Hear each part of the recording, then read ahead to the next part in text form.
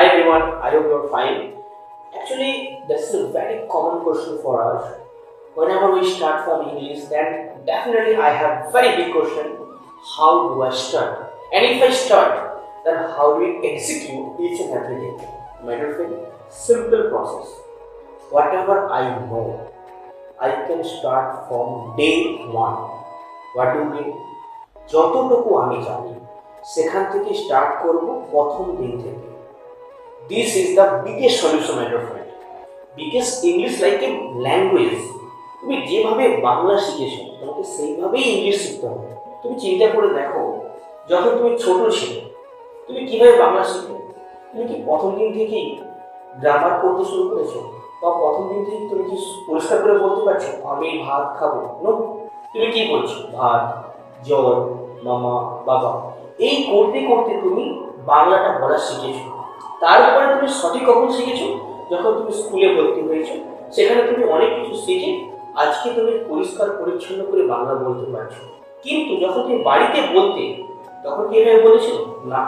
তার মানে আজকে যখন আমি ইংলিশটাও শিখছি, আমাকে পুরো সেন্টেন্সটা ফোকাস করার কোনো প্রয়োজন নেই।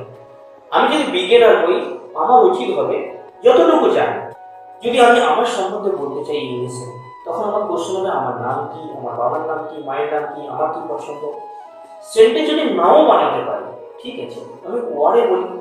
তারপরে আমি ওয়ার্ডটাকে কিভাবে সেন্টেন্স করব সেখানে চেষ্টা করব যে আমার নামটা কি হতে পারে। এখানে যদি আমি বলি প্রবীর সরকার, না, আচ্ছা এখানে বলি আমার নাম, মাই নেম।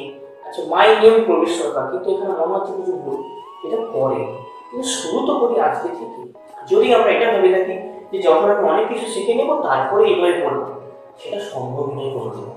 কারণ knowledge is like ocean. So my friend, request you, if you have genuine interest যে I am to speak English as soon as possible, then definitely যতটুকু জানেন বলতে শুরু করুন প্রত্যেক দিন। এবং আমি তোমাদেরকে পরিষ্কার করে বলেছিলাম যে কিভাবে প্র্যাকটিস করবো। First one, that is listen. What do I listen? Whatever do you like. যেটা আপনি পছন্দ করেন সেটাই শুনুন। যেমন অনেকে হয়তো কার্টুন পছন্দ হয়, অনেকের সিরিয়াল পছন্দ হয়, অনেকের নিউজ পছন্দ হয়, অনেকের কোনো জিওপলিটিক্যাল কোনো ম্যাটার পছন্দ হয়। যেটা আপনার পছন্দ সেটাই শুনতে শুরু করুন। কত মিনিটে? 5 থেকে 10 মিনিট।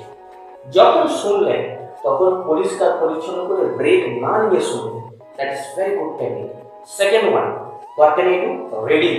রিডিং পড়তে শুরু করুন। যখন পড়ছেন পরিষ্কার পরিচ্ছন্ন করে, my name is Prabir Sarkar, I live in Tamil, in that way.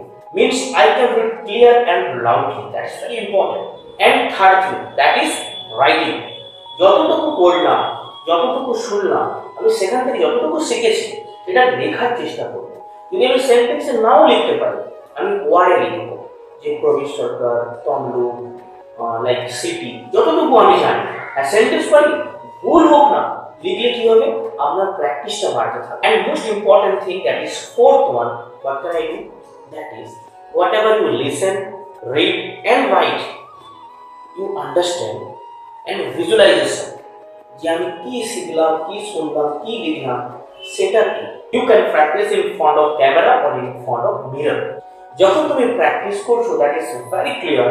How do I say, আমি কিভাবে বলছি, your hand movements, your lips movement, your forehead, your eyebrows, you can focus each and everything. যে আমি যখন বলছি আমার কি ভালো লাগছে, বা আমার যে সাউন্ডটা আমি কি বুঝতে পারছি, এই জিনিসগুলোকে আমাকে লক্ষ্য রাখতে হবে।